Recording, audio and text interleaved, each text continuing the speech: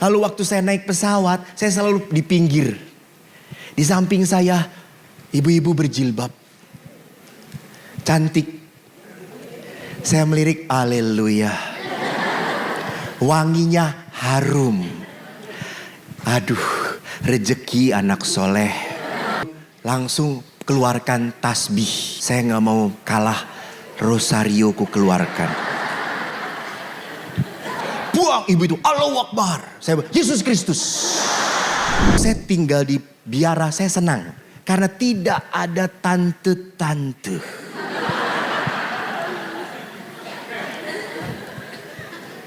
Tidak ada ibu-ibu WK yang tiba-tiba, Romo,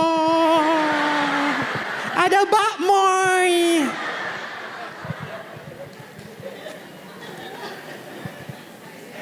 Kami 10 pastor menikmati. Kemarin juga sama. Saya baru pulang dari Kalimantan. Kebetulan dari mana, Malaysia. Kebetulan gak ada oleh-oleh. Lalu saya ngomong, kita traktir. Saya traktir 6 pastor makan sate. Sate. Mereka tidak berani mesen karena saya yang traktir. Saya mengatakan 10 sate ayam, 10 kambing. Lontong 2. Tidak ada yang menolak semuanya. Semuanya. Karena para pastor kalau sudah makan kerasukan setan. Anda tahu saya pesan 60 sate ayam, 60 sate kambing, lalu lontongnya kali 2, 12 lontong. Anda tahu berapa harganya? 220.000 rupiah. Di Cimahi masih murah. Di tempat kita. Bukan di Jakarta. Sampai setelah itu langsung cuma 220. Tambah lagi kata saya. Tapi apa yang saya mau katakan. Lihat. Pada saat kita harus hidup bersama. Saya harus belajar untuk mengecilkan diri saya. Saya harus membuat orang-orang yang hidup dengan saya bahagia. Itu dibersihkan namanya. Supaya apa? Makin berbuah. Buahnya pada apa? Saya apa? Saya sukacita. Saya damai. Saya merasa senang. Saya nyaman tinggal di biara. Saya tidak mau tinggal di biara terpaksa. Dan. Saya mau menikmati. Saya pernah sedih loh. Bapak Ibu. Pernah sedih. Maaf suster. Saya mendengarkan kesaksian suster. Seorang suster yang 25 tahun hidup membiara. Lalu suster itu berkata apa?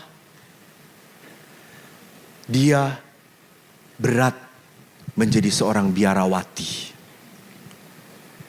Saya kadang tidak bahagia. Lalu setelah itu saya dekatin dia. Lalu saya tanya, suster, nanti kalau suster di surga boleh pilih. Boleh menikah atau jadi suster. Apa yang akan suster lakukan? Dan dia ngomong pada saya tidak mau jadi suster lagi.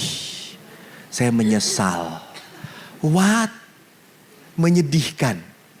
Sudah harus hidup di biara tetapi menderita.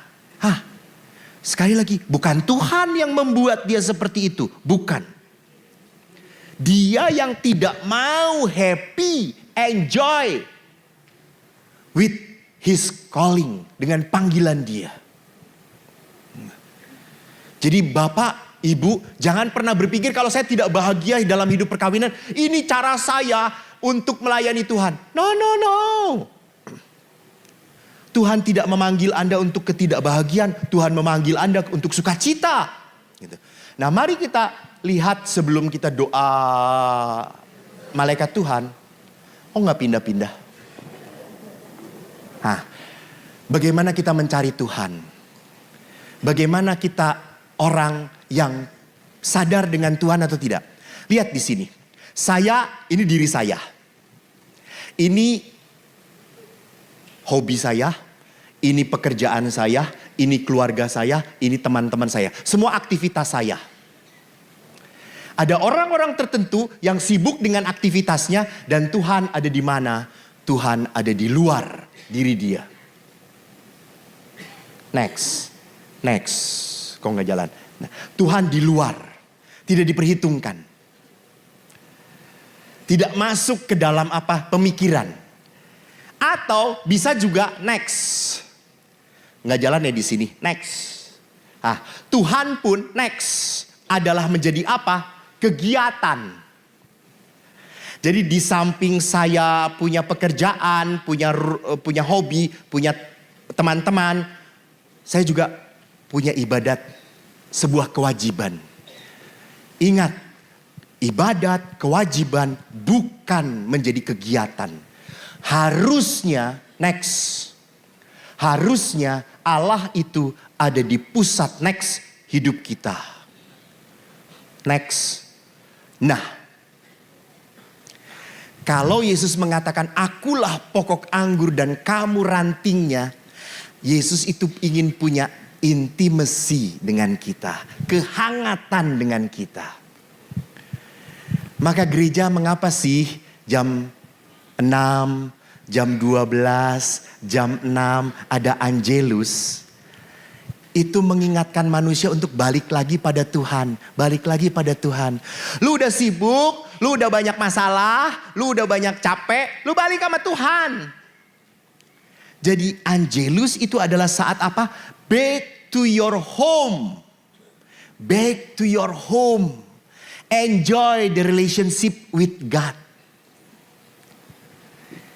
Maka Santo Carlo Acutis adalah orang yang selalu apa? Masuk ke dalam rumah Tuhan. Ini panggilan dari Tuhan. Jadi Bapak Ibu lihat di sini bahwa doa Allah harus menjadi pusat kehidupan. Jadi kalau kita mau apa? Mau merasakan, mengerti kehidupan bersama Tuhan, kita hanya bisa menjadikan Allah pusat hidup kita. Kita punya relasi intim dengan Tuhan. Nikmati. Mungkin Anda bingung, Romo, doa itu capek, saya sudah ngomong terus. Terus apalagi ya Romo? Halo, doa itu kan intimacy. Bukan hanya Anda yang ngomong, biarkan Tuhan juga ngomong. Jangan Tuhan mau ngomong, Anda pergi. Biarkan Tuhan ngomong. Bagaimana cara Tuhan ngomong pada kita? Ya. Ya, betul. Baca firman. Di situ tempatnya Tuhan bicara pada kita. Di situ tempatnya Tuhan tempatnya Tuhan menunjukkan jalan pada kita. Di situ tempat Tuhan mau mengatakan apa kepada kita. Baca firman. Jadi bagaimana Allah itu ingin apa? Ingin berkuasa di dalam engkau. Pak, Bu, saya di dalam pelayanan seringkali banyak apa? Melihat hal-hal yang tidak saya duga. Tiba-tiba semuanya berjalan begitu indah. Kemarin perjalanan saya ke Sabah itu harus ke Kuala Lumpur dulu. Dari Kuala Lumpur baru ke kota Sabah. Di Kuala Lumpur itu saya punya waktu 2,5 jam. Anda tahu Kuala Lumpur bandaranya besar sekali. Dan jalan dari internasional ke nasional ke bandara lokal itu jauh. Di Jakarta di delay 1,5 jam. Air Asia.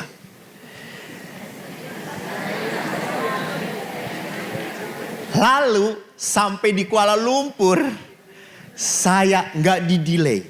Saya cepet jalan.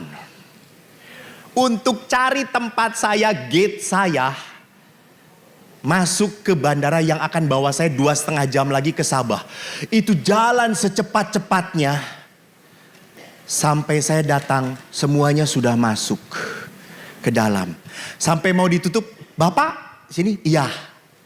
Oh, syukur, pas. Saya duduklah. 3 hari kemudian saya harus pindah ke kota lain dari Sandakan ke Tawau. Di tiket saya tertulis pesawatnya berangkat Malaysian Airways jam 10.10. Jam 8 saya masih tenang di pastoran. Lalu jam 9 rencananya mau perpisahan dengan panitia makan. Bandara tidak terlalu jauh. Jam 9 saya ditelepon oleh petugas dari bandara yang kebetulan Katolik. Pastor berangkat.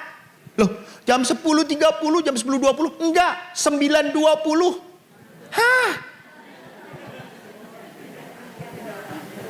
Bukan beda waktu. Ya Allah, orang gue yang punya masalah, ibu yang tenang-tenang. Oh, beda waktu. Gue udah 3 hari tinggal di situ. Dan ini kan dengan orang Malaysia semua, ya ampun, beda waktu. Itu kan di situ tertulisnya MAS-nya jam 10.20. Ini Pastor jam 9. Hah? Saya jam 9 masih di Pasuruan. Kita langsung cepet lari dan gate sudah ditutup. Untung bapak ini petugas bandara. Langsung Pastor, kopernya saya bawa semuanya. Saya masuk itu, pesawatnya di delay 10 menit. Dan 10 menit itu adalah jam saya bisa masuk ke dalam pesawat itu. Saya berkata, my God, terima kasih Tuhan. Terima kasih. Lalu waktu saya naik pesawat, saya selalu di pinggir. Di samping saya, ibu-ibu berjilbab. Cantik. Saya melirik, haleluya.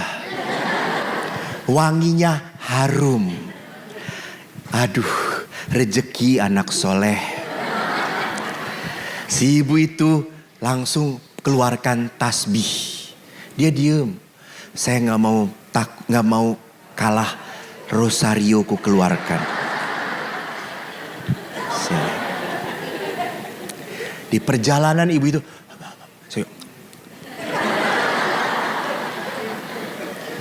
tiba-tiba saudara-saudara turbulensi. Buang ibu itu, Allahu Akbar. Saya bilang, Yesus Kristus. Dia teriak lagi, Allahu Akbar, Yesus Kristus. Sampai karena teriakan kita, kapal itu pun tenang saudara-saudara. Dan si ibu itu tersenyum kepada saya dan berkata, kita berdoa ya Pak. Iya. Takut mati. Jadi saya selalu melihat Tuhan, Engkau menyertai aku, Engkau menyertai aku, Engkau ada dengan aku gitu ya. Saya belajarlah, Bapak Ibu belajarlah menemukan Tuhan. Bukan dalam segala perkara, tetapi dalam setiap kehidupan kita. Bagaimana kita bisa menemukan Tuhan? Notice, perhatikan. Jadi kalau orang yang selalu terburu-buru, segala-galanya ras, segala-galanya ingin cepat, segala-galanya mau sampai, segala-galanya jengkel, you cannot find God. Kau tidak bisa menemukan Tuhan. Tapi pada saat Anda menikmati, duduk, tenang, nyaman, you can feel God. You can feel God. Orang yang beriman dan orang yang penuh kekhawatiran. Ingat, khawatir, takut, normal atau tidak? Ada ketidakserasian di sini. Kalau orang khawatir, takut, gelisah, normal atau tidak? Normal. Yang tidak normal itu adalah kekhawatirannya berlebihan. Sama, orang sedih, normal. Yang tidak normal adalah sedihnya berkepanjangan. Ada orang yang sudah ditinggalkan mati oleh pasangannya, masih sedih sampai 3 tahun, 4 tahun, 5 tahun. Apakah itu tanda orang mencintai? Bukan, itu tanda orang tidak beriman. Bukan ini tanda saya sayang banget dengan pasangan saya. Ya gak gitu caranya. Ya bukan seperti itu caranya. Saya sedih terus. Alah, selama hidup banyak dianiaya. Jadi bukan tandanya bahwa saya tidak mau lepas dari kedukaan. Itu tanda cinta saya. Salah. Tanda cinta kita hanya ada apa? Mengirim doa. Itu tanda cinta bagi orang yang sudah mati. Bukan berdukanya berkepanjangan. Tidak seperti itu.